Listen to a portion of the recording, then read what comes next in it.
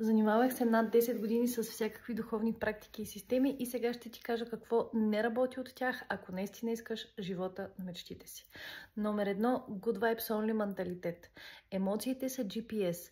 Ако ги следваш само когато ти харесва и са хубавички, никога няма да стигнеш там, докъдето си тръгнал. Научи се да работиш с всичките си емоции.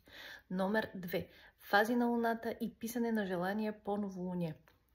Няма никакво значение в каква фаза е луната, ако в главата ти е пълна каша, нямаш никаква осъзнатост за мислите си и въобще не разбираш вътрешния си свят.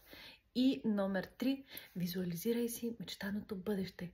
Да, ако си визионер, това може да сработи за теб, но също така има кинестетици и аудинери и колкото повече ги караш да визуализират, толкова повече ги фрустрираш, мозъка им работи по друг начин.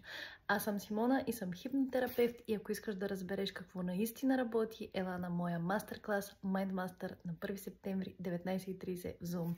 Чао!